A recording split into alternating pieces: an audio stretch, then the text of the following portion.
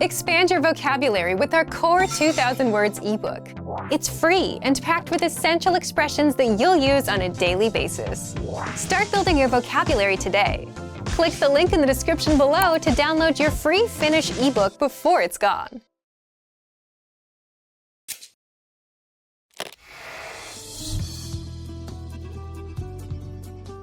Hei kaikki, minä olen Päivi. Äiti on kaikille tärkeä ja äitien päivää vietetään Suomessa keväällä toukokuun 2. sunnuntaina. Tänään kerron teille, mitä tapoja ja perinteitä kuuluu äitienpäivän viettoon Suomessa.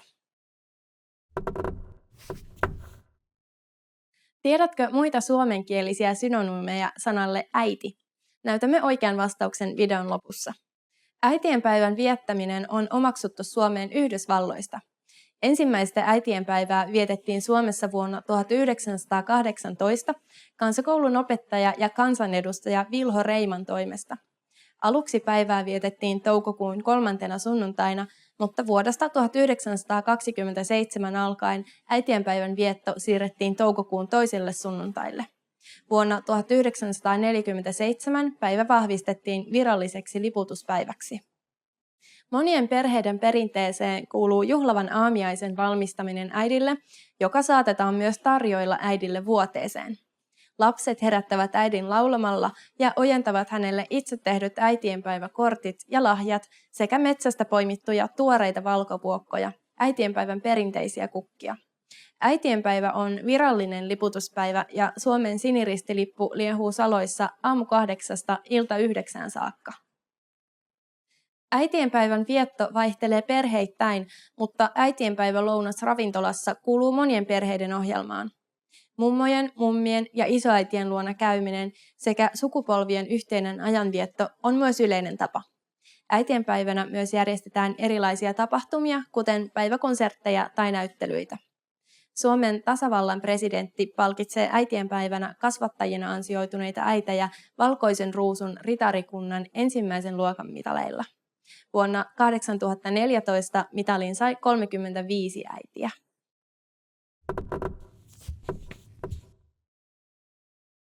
Valkovuokkojen kukinta riippuu vaihtelevasta kevätsäästä. Äitienpäivänä on yleensä jo lämmintä, mutta takatalvi saattaa yllättää. Vuonna 1995 lunta satoi koko päivän maan etelä- ja länsiosissa ja lämpötila kohosi vain +5 asteeseen. Ja nyt annan teille oikean vastauksen tietovisan kysymykseen. Tiedätkö muita suomenkielisiä synonyymeja sanalle äiti? Äiti on monelle rakas, joten äiti-sanalle on ajan saatossa myös muodostunut monenlaisia muunnoksia, kuten äippä, äiskä, äitee, mamma, mami, mutsi, mude, mute, emo, maammo, mammu ja mammi. Miten tämä oppitunti sujui? Opitko jotain mielenkiintoista? Mitä kukkia sinä antaisit äideille? Jätä meille kommentti osoitteeseen finishpod101.com ja nähdään taas seuraavalla oppitunnilla.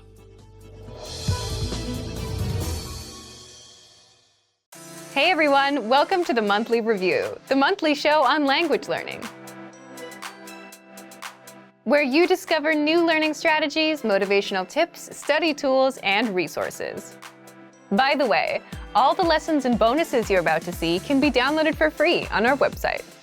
So, click the link in the description right now to sign up for your free lifetime account. Okay, today's topic is, are you an introvert or an extrovert? And how to speak more of your target language. Since you're learning the language, then you're very much aware of the importance of speaking, which can be easy if you're an extrovert or hard if you're an introvert. So, how can you speak more if you're on the shy side? Keep watching this month's episode. You'll discover who learns faster, extroverts or introverts, why learning a language can help you become more extroverted, and 5 ways to speak more, even if you're an introvert. But first, if you're looking for new free language resources and downloads, here are this month's new lessons and resources. Be sure to download these now before we take them down in a few days. First, the Sport and Exercise Conversation Cheat Sheet. Want to talk about fitness in your target language? You'll learn over 50 words and phrases for sports and exercise with this brand new cheat sheet. Second, the 40 words and phrases for ordering food writing workbook. With this free resource, you'll pick up must-know words and phrases for the restaurant and practice writing them out as well. Third, the top 12 April Fool's phrases. Want to be able to say some outrageous phrases in your target language for April Fool's Day? Then you'll want this April Fool's phrase list. Fourth, can you talk about your bones in your target language? Learn how to say words like skull, ribs, spine, and much more with this quick vocab bonus. Fifth, 20 must-know jewelry vocabulary. Do you know how to say earrings or necklace in your target language? If you don't, then this vocab lesson is for you. To get your free resources, click the link in the description below right now. They're yours to keep forever. Okay, let's jump into today's topic. Are you an introvert or an extrovert? And how to speak more of your target language. Part 1. Do extroverts or introverts learn languages faster? If you've ever wondered whether introverts or extroverts learn the language faster, there have been studies done on this. And as you'd expect, extroverts do have an advantage when it comes to speaking and overall conversational skills. Of course, these studies didn't take into account mistakes you may make, such as grammar, vocab, etc. And introverts? Introverts tend to observe and listen more, and tend to be better listeners. Do you agree with these findings? Leave a comment. So the key takeaway is they each have their own advantages. One has something that the other lacks. And that makes sense, doesn't it? If you speak less, your speaking skills will be weaker. And if you want to just speak a lot, you get good at speaking but miss out on the other skills, like listening and reading. So unfortunately, you can't really say who learns faster based on personality alone, just that each one has their advantages and disadvantages. But personality aside, success with a language will always depend on your attitude towards learning itself and how much time you put in. The person that has a better chance of becoming fluent will always be the one that puts in more time to learn, practice, get feedback, adjust with the feedback, and not so much about whether they're extroverted or introverted. But what if you're an introvert who wants to be able to speak more? Is there a way to become more extroverted? Part 2. How to speak more, even if you're an introvert. There are ways to become more extroverted, at least more than your usual self. How? Well, first, by learning a language. When you learn a language, you have a natural desire to connect with native speakers, even if you're shy. Also, native speakers tend to be very supportive and welcoming when you're trying to learn their language. So even if you're shy, it's kind of hard to stay shy in the long run when the people you speak with are so encouraging. In your native language, even if you know a million ways to start a conversation, you might not try to speak to someone because you're worried about whether you have something clever to say or the timing or some other social aspect. But in another language, where you may only know a few phrases, you're not bogged down by that. You just do the best you can with the few phrases you have. Plus, learning a language alone gives you a chance to reinvent yourself. To learn another language is to acquire another soul, as the quote goes. So, learning a language alone puts you on a path towards becoming more extroverted. But if you want specific tips, here are 5 ways to speak more, even if you're an introvert. Number 1. Learn how to listen like an introvert. How can this help you to speak more? Introverts tend to listen more, and the better listener you become, the better questions you can ask, which results in a more meaningful conversation, which also means more speaking time for you.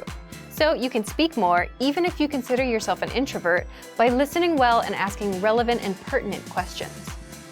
By the way, if you want to learn how to ask questions, then check out our top 25 questions you need to know, where you'll learn all about what to ask and answer regarding the most common conversational questions. Number 2, increase speaking time and confidence through experience. Simply put, the more experiences you have in life or experience with certain topics, the more knowledgeable you become. And as your life or work experiences grow, so will your audience. You'll find people coming to you to talk to you. It could be about business, travel, or just your own life stories. If a conversation is about France, and if you've been to France, the conversation will gravitate towards you.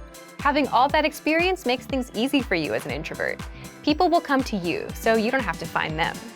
For a language learner, the tricks are to 1. Be knowledgeable about something, and 2. Be able to talk about your experience in the target language. Number 3. Find the right audience. Imagine talking to someone that's not interested in learning languages. They'll give you 100 reasons why they can't learn, never reasons why it might work out for them, right? But when you're talking to an audience that's interested in languages, then you can have a conversation that could go on for hours. So find the right audience to share with. With language learning, it means you need to find native speakers that share the same hobbies or interests as you. Number 4, talk about what you know best. The introvert-extrovert dynamic also depends on how much you know about a topic and what you're most comfortable with. There are topics you may not know enough about, so you won't talk as much. But even the biggest introvert can become a confident speaker once you touch upon a topic they know well. That's where they shine. So if your goal is to be more extroverted, then focus on the things you know about. Or you can always gain experience in topics you don't know much about so you can speak more. Number 5, create opportunities to speak. How? Well, it's hard to stop a stranger and start talking with them without any context, right? But what if you need help finding something at a store, or have a question about a dish at a restaurant? Then it's much easier since you're there with a purpose. So you can create these opportunities by going to a restaurant from the country that speaks your target language and speaking with the staff, or asking a taxi driver a question, or asking staff at an information booth a question. So to recap, if you want to speak more, even if you're an introvert, 1, listen like an introvert. 2, increase speaking time and confidence through experience. 3, find the right audience. 4, talk about what you know best. And 5, create opportunities to speak. So thank you for watching this episode of Monthly Review. Next time, we'll talk about how tipping points will bring you closer to your language goals. If you enjoyed these tips, hit the like button, share the video with anyone who's trying to learn a language, and subscribe to our channel. We release new videos every week. And if you're ready to finally learn language the fast, fun, and easy way and start speaking from your very first lesson, get our complete learning program. Sign up for your free lifetime account right now. Click the link in the description. See you next time. Bye!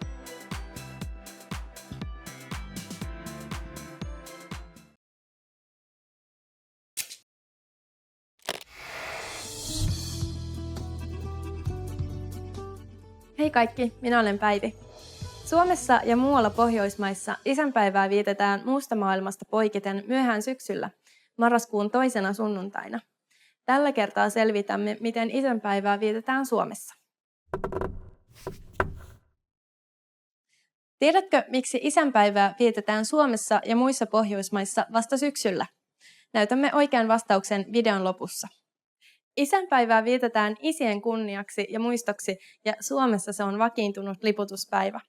Isänpäivä on levinnyt Pohjoismaihin Yhdysvalloista vuonna 1949, ja suomalaiseen kalenteriin päivä merkittiin ensimmäisen kerran vuonna 1970.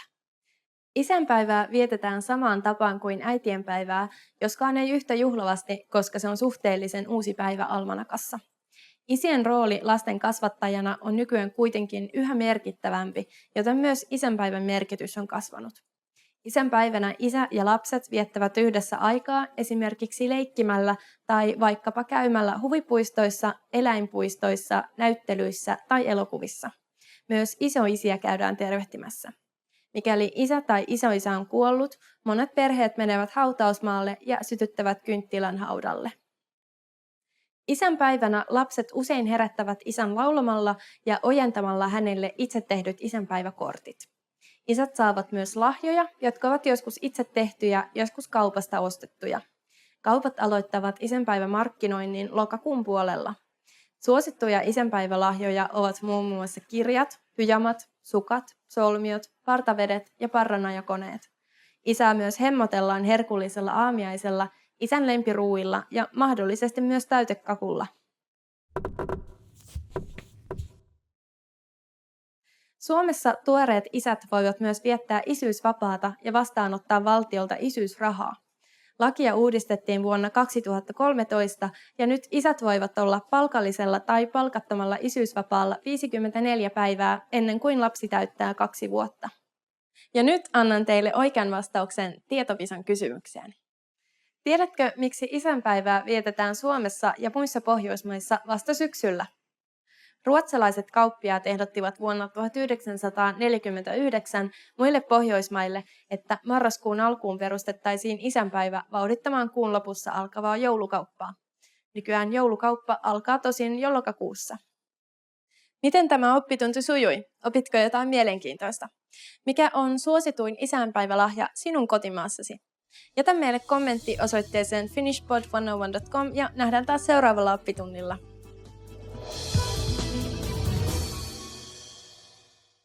Hey everyone, welcome to the Monthly Review, the monthly show on language learning,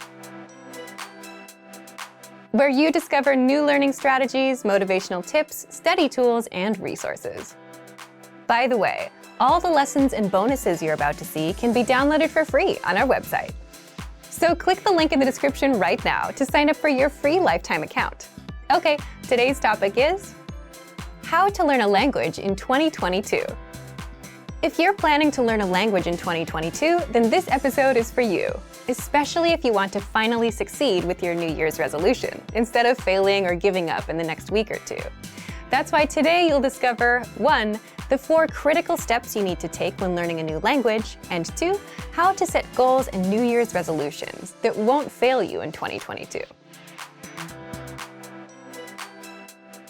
But first, if you're looking for some free language resources and downloads, here are this month's new lessons and resources. Be sure to download these now before we take them down in a few days. First, the Using Opposites Conversation Cheat Sheet. With this new cheat sheet, you'll learn common opposite adjectives like near and far, hot and cold, and grammar rules on how to use these words in a sentence. Second, the How to Say Goodbye PDF Writing Workbook. With this printable PDF, you'll pick up some common parting greetings and be able to practice writing them out. Third, can you talk about cars in your target language? Learn how to say words like tire, windshield, headlights, and more with this quick vocab bonus. Fourth, must know words and phrases for public transportation. Learn how to say ticket, bus, train, and much more with this quick 1-minute lesson. Fifth, the 10 habits of highly effective language learners.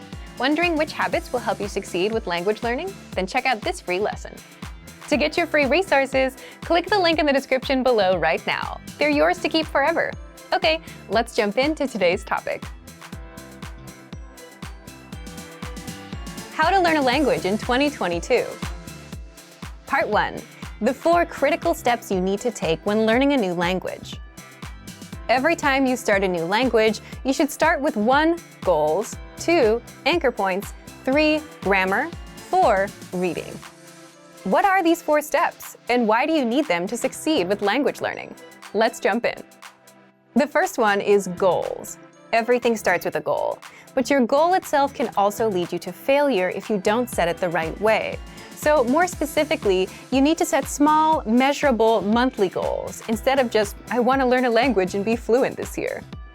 We'll cover goals in the second part of this episode, so stay tuned. After goals, the second step is setting anchor points. What are anchor points? Imagine a small ship in the middle of a big lake. It's windy, lots of waves, and the ship is bobbing up and down, drifting all around. What would you use to stop the ship from drifting away? An anchor. And just like an anchor keeps the ship in place, anchor points keep you from drifting away from your language. So an anchor point is a connection to the language that keeps you attached to the language and motivated to learn the language. One great example is language school. Imagine you signed up and paid thousands of dollars up front. Paying that much would motivate you to make the most of your time there. It's also a big commitment, one that you can't easily back out of. And school dictates your schedule. You have to wake up early, you have to do homework. Your life revolves around the classes. And as such, language school and the language itself become anchor points that your life revolves around. Anchor points can also be family or a partner that speaks the language you're learning. You're around them, you're exposed to the language, so your motivation to learn gets a bit stronger. Buying a language learning program or textbook are also examples of good anchor points. You invested your hard-earned money, which means you're serious about learning. Plus, you want to make sure your investment doesn't go to waste, so you're more motivated. If you're wondering if you have any anchor points, you already have at least one. You're watching our lessons on YouTube, but the more anchor points you have, the stronger your motivation will be. So if you're into music or TV shows in your target language, those can serve as anchor points too. These are things that connect you to the language and add a bit of motivation to learn more, or at the very least, understand what you're watching or listening to. We covered goals and anchor points. What's next? The third step is you must have a good grasp of grammar of your native language. Now, you might wonder, if you're learning a new language, why focus on your native language? Well, as native speakers, the problem is we know what good grammar sounds like, but we can't explain how or why our language works the way it works. So if you don't have a good grasp of grammar, the backbone or the rules of a language, then you'll have a tough time learning a new language. You'll jump in and start learning words and phrases, but you'll never learn how to put them together and make sentences. That's a common problem beginners have. Now, if you already know the grammar of your native language, how do you apply that to your target language? For example, if you're an English speaker, and if you know that English sentences follow the subject, verb, object pattern, and if you know that languages have specific sentence patterns, then you'd go look at patterns. Then, you'd have a good idea of how to create your own sentences, instead of learning random words first. Finally, the fourth step is reading. Reading is good simply because you can do it anywhere, anytime, and without a teacher. It's a skill you can get started on day one, on your own. Reading also tends to spill over into other areas. The more you read, the more words and grammar rules you come across, so you boost your vocabulary and grammar, which can seep into speaking and listening. If you read out loud, you're practicing two skills at once. Now, we've covered what you need: goals, anchor points, reading, and grammar. Setting anchor points, knowing your own grammar, and reading are simple enough, but how do you set goals that don't lead you to failure? Part 2. How to set goals and New Year's resolutions that won't fail you in 2022. The goal that you set can make or break your language learning journey. So setting the right goals makes all the difference between success and failure. Just think about all of the common New Year's resolutions. What comes to mind? Goals like, I want to be fluent someday. I want to speak the language. I want to lose weight. I want to save more money. These big, vague goals often lead to failure because you simply have no idea how to approach the goal and you don't know what you're aiming for. Instead, your goals should be small, measurable, and monthly. For example, speak 1 minute of conversation by the end of the month. Learn 100 words by the end of the month. Finish Chapter 1 of your language textbook by the end of the month. If you're using our program, finish 20 audio lessons by the end of the month. All of these are small and specific. 1 minute, 100 words, 1 chapter, 20 audio lessons. This means that they're easy to reach, unlike something vague like fluency. They're also measurable. You know when you reach 1 minute. You can check if you know all 100 words or if you finished all 20 lessons. If you aim for fluency, you won't know when you hit it. It's too vague and too big of a goal, and it may take years to hit. Finally, all of these goals have a deadline, the end of the month. That would mean January 31st of this year. Deadlines give you a clear date to aim for, and without one, you'll forever be floating around without much progress. So set a deadline for the end of every month. So now that you know how to set small, measurable monthly goals, leave us a comment. What's your small, measurable monthly goal, and what's the deadline? So thank you for watching this episode of Monthly Review. If you enjoyed these tips, hit the like button, share the video with anyone who's trying to learn a language, and subscribe to our channel. We release new videos every week.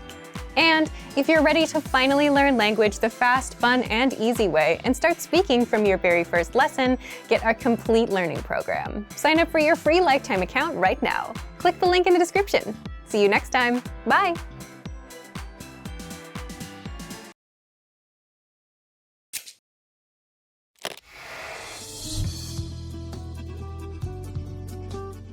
Hei kaikki, minä olen Päivi.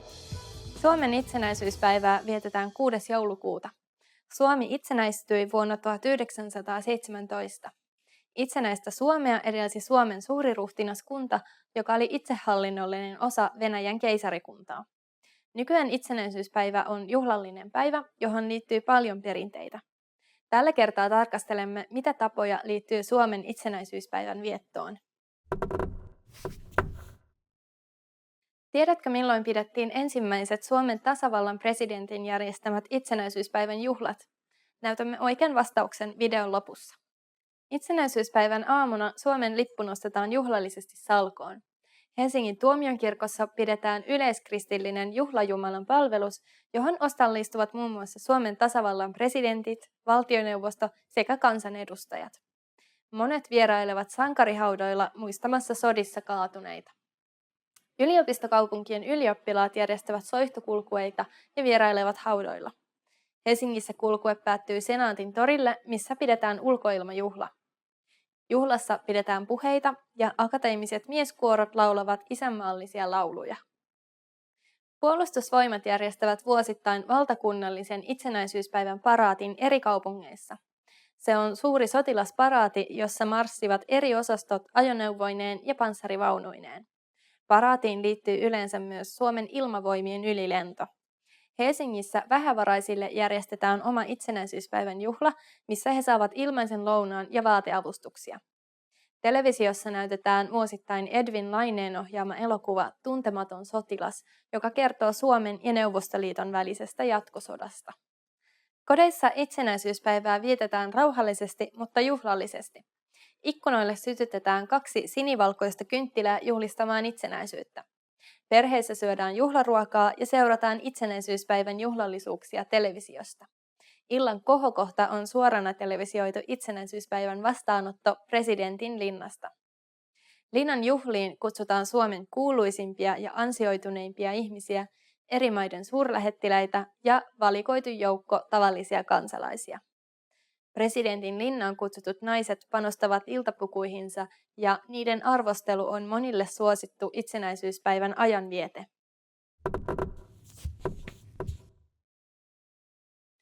Presidentinlinnan itsenäisyyspäivän juhliin kutsutaan noin 1800 vierasta. Heistä jokaiselle on varattu noin 10 suupalaa linnan juhlien herkkuja. Itsenäisyyspäivän juhlien kutsukortteihin liitetään nykyään siru, mihin on tallennettu kutsuttujen henkilötiedot. Ja nyt annan teille oikean vastauksen tietovisan kysymykseen. Tiedätkö, milloin pidettiin ensimmäiset Suomen tasavallan presidentin järjestämät itsenäisyyspäivän juhlat? Ensimmäiset itsenäisyyspäivän juhlat järjestettiin vuonna 1919, jolloin presidentti Ståhlbergin tytär Aino järjesti vaatimattoman vastaanoton 150 vieraalle. Miten tämä oppitunti sujui? Opitko jotain mielenkiintoista? Miten sinun kotimaassasi vietetään itsenäisyyspäivää? Jätä meille kommentti osoitteeseen finishpod101.com ja nähdään taas seuraavalla oppitunnilla. Hey everyone, welcome to the Monthly Review, the monthly show on language learning, where you discover new learning strategies, motivational tips, study tools, and resources. By the way, all the lessons and bonuses you're about to see can be downloaded for free on our website. So click the link in the description right now to sign up for your free lifetime account. Okay, today's topic is, can busy people actually learn a language? You yourself probably have an answer to this question, right? But whether you can or can't actually has a bit more to do with your mindset than anything else. And in this guide, you'll discover 1. Is it possible for busy people to learn a language and the mindset needed? 2. Mental bandwidth, the one thing that can make or break your language goals. And 3. 5 mindset tricks to make time for language. But first, if you're looking for new free language resources and downloads, here are this month's new lessons and resources. Be sure to download these now before we take them down in a few days. First, the Talking Online PDF cheat sheet. Learn the must-know internet slang and all the internet-related vocab and phrases in your target language with this PDF cheat sheet. And second, the 40 words and phrases for ordering food writing workbook. With this free resource, you'll pick up must-know words and phrases for the restaurant and practice writing them out as well. To get your free resources, click the link in the description below right now. They're yours to keep forever. Can busy people actually learn a language? Part 1. Is it possible for busy people to learn a language and the mindset needed? So, can busy people actually learn a language? What do you think? Leave us a comment and let us know. As much as we want to say yes, it's more of a yes or no depending on the person. Why yes? Yes, because many of our members are busy and are learning with our system. And some of you who are watching also fall into this camp. But it also depends on the person because it's more of a mindset thing. Either you think you have time or you don't. For example, many of our members fall into the group of can learn and can find the time, even if they're busy. If you're busy and still want to learn, if you look around, you can always find 5 or 10 minutes a day, like on a commute. Now, if your mindset is the opposite, if you think you can't learn a language or you don't have time, you won't even try, even if you had a resource that was proven to work. Part 2. Mental bandwidth, the one thing that can make or break your language goals. And if you think about it, if you had all the time in the world but felt like you couldn't learn a language, you wouldn't try either. Again, this is why it comes down to the mindset and why it all depends on each individual person. Either you think you can or you think you can't. But it may not always be this black and white either. It can also depend on your mental bandwidth too. Think back to your school days, those few days before exams. It got really busy and you had to stop everything to study, right? You were probably thinking, if I can just get through studying this week and take the test, then next week I can finally start relaxing and doing other things. And if someone asked you if you wanted to hang out, you would say no, because you're busy. But chances are you still managed to spend at least 30 minutes on YouTube or social media. Meaning you did have some time, even if you were busy. But the test was occupying your mind and taking up all that bandwidth. So it's also possible that we just don't have the mental bandwidth because we're overwhelmed. And this is a genuine reason for not being able to learn when you're busy. Don't worry, in the next part, we'll show you how to get some bandwidth so that you don't feel overwhelmed. Part 3. 5 mindset tricks to make time for language. So if you've gotten this far, you understand that it is possible to start learning a language, even if you're busy, that you can find the time, but it mostly comes down to your mindset. So how can you develop the mindset? So when you're too busy, it feels like you're overwhelmed and like you don't have control of your time. Well, there are a few things you can do to gain some control of your time, have some breathing room, and learn a bit of language.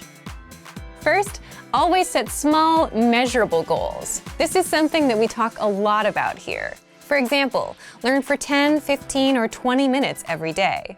Learn 100 words in 1 month, which means learning 3 to 4 words a day. And the mindset behind this is just being realistic with your goals and what you can do. Because if you're busy, you may not have 1 or 2 hours. And this is a strict rule, especially when starting out with new goals and languages. Always stick to small, measurable goals. Second, lowering your goals and expectations is okay when things get super busy. If you couldn't learn all 100 words for the month and only got up to 40 or 60, that's okay. If you tried learning on Monday and Tuesday but skipped Wednesday and Thursday, that's okay. Sometimes you have to shift priorities, and prioritizing things is a secret to a successful life. You may not get to the goal you wanted to achieve today, but you can get to it next week. Third, it's okay to put language on pause if life gets in the way. Just like with that last point, you can always come back and reach your goal a little later. We often see learners put language on pause, come back later. Some even come back years later. But the key is to come back. Fourth, avoid the all-or-nothing mindset at all costs. And an all-or-nothing mindset is something you'll see in beginners and perfectionists. When you have this mindset, you'll say, language learning requires hours, so there's no point in learning for a few minutes today. But something is better than nothing, and even 5 to 10 minutes of review adds up in the grand scheme. And in the grand scheme, it's more important to be consistent, even if it's just for a minute a day, rather than study for hours once a week. The brain just doesn't work that way. Fifth, do you have a slowdown or relaxing routine that you do on the weekends or whenever you have free time? And if you didn't do it, you'd feel overwhelmed? Leave us a comment and let us know what it is. For some, it could be reading, watching TV, or going to a cafe and doing nothing for a bit. You're there on your own, you don't have much to do in front of you, even if it's just 10 or 15 minutes. And if you're settled, you start feeling in control. And that's the point you have some mental bandwidth. You can start doing some time management and plan your week out. You can put in a few minutes of language learning. But if you don't slow down and if you feel overwhelmed, you could have the easiest possible way to learn a language. And you still wouldn't do it. So, back to you. If you were busy, do you think you'd be able to learn a language? Leave us a comment. So, thank you for watching this episode of Monthly Review. Do you record yourself speaking your target language? If you enjoyed these tips, hit the like button, share the video with anyone who's trying to learn a language, and subscribe to our channel. We release new videos every week. And if you're ready to finally learn language the fast, fun, and easy way and start speaking from your very first lesson, get our complete learning program. Sign up for your free lifetime account right now. Click the link in the description. See you next time. Bye!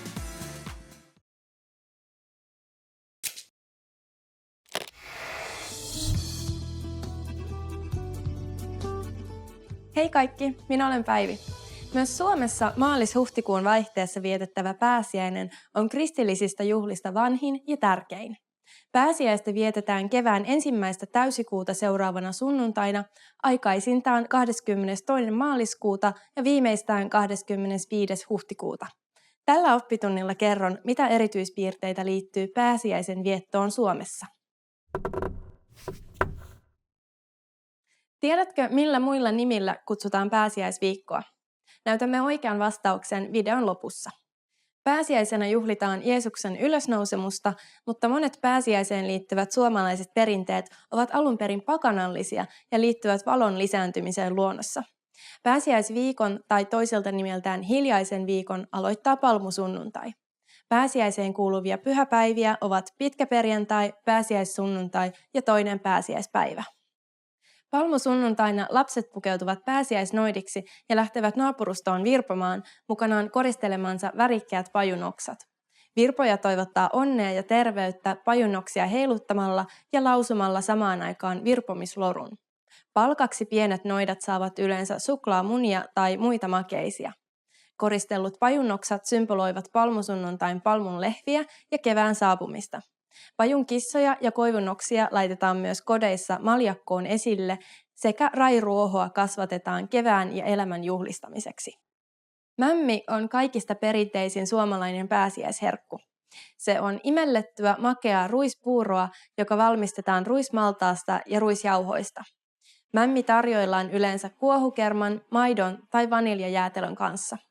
Pascha puolestaan on rahkajälkiruoka, joka on levinnyt suomalaisten pääsiäispöytiin ortodoksien perinteestä.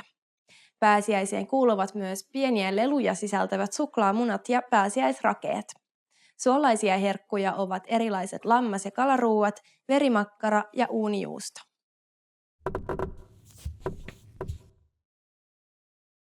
Aiemmin uskottiin, että juuri pääsiäisenä hyvät ja pahat voimat taistelevat keskenään, joten pääsiäislauantaina tai sitä seuraavana yönä sytytettiin suuria rovioita, pääsiäiskokkoja.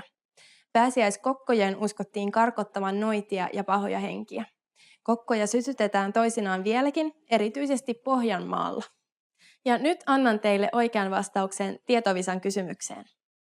Tiedätkö, millä muilla nimillä kutsutaan pääsiäisviikkoa? Pääsiäisviikkoa kutsutaan myös nimillä hiljainen viikko tai piinaviikko ja sen jokaiselle päivälle on olemassa erityinen nimi. Palmusunnuntai, malkamaanantai, tikkutiistai, kellokeskiviikko, kiiras torstai, pitkä perjantai, pääsiäislauantai, hiljainen lauantai tai lankalauantai. Sukkasunnuntai eli pääsiäissunnuntai sekä toinen pääsiäispäivä. Miten tämä oppitunti sujui? Opitko jotain mielenkiintoista? Onko sinun kotimaassasi erityisiä pääsiäisperinteitä? Jätä meille kommentti osoitteeseen finishpod101.com ja nähdään taas seuraavalla oppitunnilla. Expand your vocabulary with our Core 2000 Words ebook. It's free and packed with essential expressions that you'll use on a daily basis. Start building your vocabulary today. Click the link in the description below to download your free Finnish ebook before it's gone.